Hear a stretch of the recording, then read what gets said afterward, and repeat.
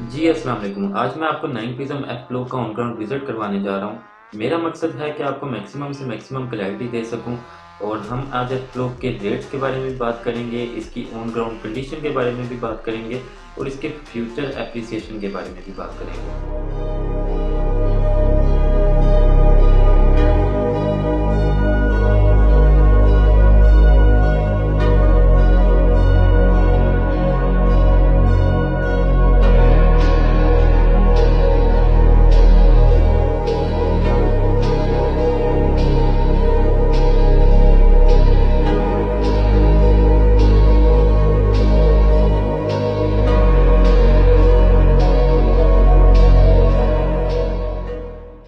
9 prism में अगर आप एफ ब्लॉक को सिर्फ एक महंगा ब्लॉक समझ रहे हैं तो शायद आप इसकी सबसे इम्पोर्टेंट चीज़ मिस कर रहे हैं।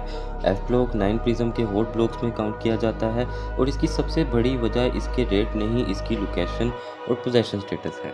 अगर आप रिंग रोड की तरफ से 9 प्रिज़्म में एंटर करते हैं तो एफ ब्लॉक आपको प्रोमिनेंट लोकेशन पर मिलता है और रियल एस्टेट में एक सिंपल रूल है, जिस प्रॉपर्टी की लोकेशन, एक्सेसिबिलिटी और डेवलपमेंट स्ट्रॉन्ग हो उसकी डिमांड नेचुरली स्ट्रॉन्ग रहती है। इसी वजह से अगर आपका पर्पस इन्वेस्टमेंट की बजाय घर बनाना है तो एफ ब्लॉक को डेफिनेटली कंसीडर करना चाहिए। लेकिन अब आते हैं उस पॉइंट पर जो सबसे ज़्यादा लोग जानना चाहते हैं, एफ ब्लॉक का करंट रेट क्या है। मेरे करंट मार्केट असेसमेंट के मुताबिक एफ ब्लॉक में एक कनाल रफली 3 करोड़ से स्टार्ट होते हैं और प्लॉट की एग्जैक्ट लोकेशन, पोजीशन और फीचर के हिसाब से 4 से सवा 4 करोड़ के अराउंड तक जाते हैं और 10 मरला प्लॉट रफली 1 करोड़ 80 लाख से 2 करोड़ से 2 करोड़ 10 लाख की रेंज में है।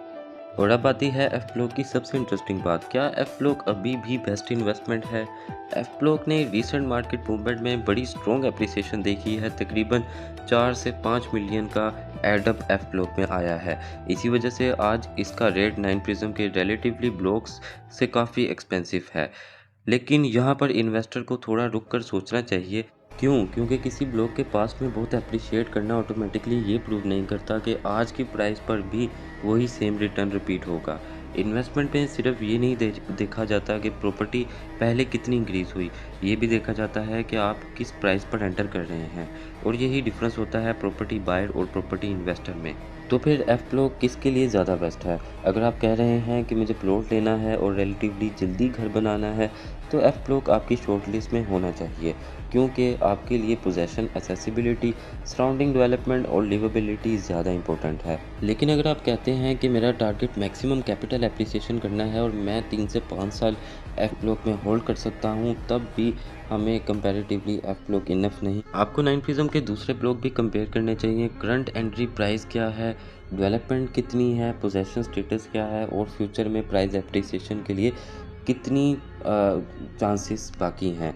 यहाँ एक सिंपल फार्मूला याद रखें, घर बनाने के लिए लोकेशन और पोजेशन स्टेटस ज़रूरी है, इन्वेस्टमेंट के लिए एंट्री प्राइस और फ्यूचर पोटेंशियल ज़रूरी है। और अगर आप किसी एग्जिस्टिंग प्लॉट के ओनर हैं तो आपकी कैलकुलेशन थोड़ी डिफरेंट हो जाती है। आपको ये देखना होता है कि होल्ड करना ज़्यादा बेनिफिशियल है, सेल करके फिल वक्त प्रॉफिट लॉक करना ज़्यादा बेनिफिशियल है, या करंट मार्केट को देखते हुए किसी दूसरे ब्लॉक में शिफ्ट करना ज़्यादा बेनिफिशियल हो सकता है। यहाँ मैं आपको एक इम्पॉर्टेंट बात बताऊँगा। मैं अमीर हमज़ा हूँ और जब मैं 9 प्रिज्म में किसी भी प्लॉट को वैल्यूएट करता हूँ तो मेरा फोकस सिर्फ ये कहना नहीं होता कि ये ब्लॉक अच्छा है। मैं देखता हूँ कि प्लॉट की एग्जैक्ट लोकेशन क्या है, ऑन ग्राउंड कंडीशन क्या है, करंट आस्किंग प्राइस क्या है, कंपैरेटिवली प्लॉट्स क्या हैं, पोजेशन स्टेटस, डेवलपमेंट स्टेटस और बायर का ऑब्जेक्टिव क्या है। क्योंकि कभी कभी अच्छे ब्लॉक भी रॉन्ग प्राइस पर बैड इन्वेस्टमेंट बन सकते हैं और कभी एक लेस हाई ब्लॉक भी राइट एंट्री प्राइस पर ज़्यादा इंटरेस्टिंग अपॉर्चुनिटी क्रिएट कर सकती है। इसलिए अगर आप 9 प्रिज्म में इन्वेस्टमेंट का प्लान बना रहे हैं तो सिर्फ ब्लॉक का नाम देखकर डिसीजन ना। अब अगर आपको अपने प्लॉट का डिसीजन चाहिए, अगर आपके पास 9 प्रिज्म में ऑलरेडी प्लॉट है और आप कंफ्यूज हैं, होल्ड करना चाहिए, सेल करना चाहिए या किसी बेटर ऑप्शन की तरफ शिफ्ट करना चाहिए, या आप ब्लॉक में न्यू इन्वेस्टमेंट करना चाहते हैं और समझना चाहते हैं कि करंट प्राइस पर एंट्री लेनी चाहिए या वेट करना चाहिए या अल्टरनेट कंसीडर करना चाहिए, तो मुझे व्हाट्सएप पर सिर्फ 9 प्रिज्म लिखकर मैसेज कर दें और आप अपने प्लॉट का साइज़, ब्लॉक और लोकेशन शेयर कर सकते हैं। कभी भी प्रॉपर्टी खरीदते वक्त ये मत देखें कि आज रेट क्या है, बल्कि ये देखें कि आज आप जिस प्राइस पर ले रहे हैं कल उस प्राइस को जस्टिफाई करने के लिए मार्केट के पास कितनी वजह है।